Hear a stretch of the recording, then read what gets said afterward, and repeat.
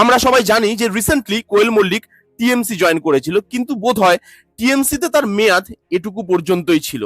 তার যে সাংসদের পদ সেখান থেকে তিনি আজকে ইস্তফা দিতে চলেছেন, এই খবরটাই আজকে উঠে আসছে এবং সেই কাজটা বোধহয় তিনি আজকেই করবেন। আর সত্যি কথা বলতে খবরটা ছড়ানোর পর দেখছি অনেক মানুষ অবাক হচ্ছে। আমার কাছে এই বিষয়টা অবাক করার মতো নয়, আমি খুব একটা অবাক হইনি। তার কারণ কোয়েল মল্লিককে আমরা যেভাবে দেখে এসেছি, তিনি কিন্তু পলিটিক্যালি বা যে কোনো জিনিস নিয়ে, খালি পলিটিক্যালি নয়, যে কোনো জিনিস নিয়ে তিনি কিন্তু কোনো সময় যে খুব একটা ভোকাল বা কোনো সময় যে খুব একটা অ্যাক্টিভ তা কিন্তু তিনি ছিলেন না। তিনি কোনো সময় কোনো ইস্যু নিয়ে খুব একটা বেশি সামনে আসতে বা সেটা নিয়ে কথা বলতে, সেটাতে তিনি স্বাচ্ছন্দ্য বোধ করতেন না।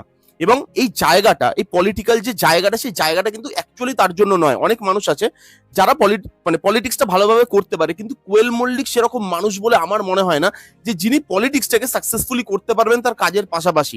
তিনি খুব ভালো অ্যাক্ট্রেস, তার মানুষের কাছে, দর্শকের কাছে, বাংলার দর্শকের কাছে বিশেষ করে তার একটা সম্মান আছে, মান আছে। তার বাবা রঞ্জিত মল্লিক, তার একটা সম্মান আছে, তাকে মানুষ সম্মান করে। এবং তিনি যখন টিএমসি জয়েন করেছিল অনেক মানুষ অবাক হয়েছিল, সেটা আমাকে অবাক করেছিল, কিন্তু আজকের এই পদত্যাগটা আমাকে অবাক করছে না। দেখুন, তার একটা পলিটিক্যাল ভিউজ বা পলিটিক্যাল মতামত থাকতেই পারে, কিন্তু তিনি সবসময় যে পলিটিক্যাল অ্যাক্টিভ ছিলেন বা পলিটিক্স নিয়ে কথা বলতে ভালোবাসেন সেটা কিন্তু আমরা দেখিনি। এবং এটা হওয়ারই ছিল।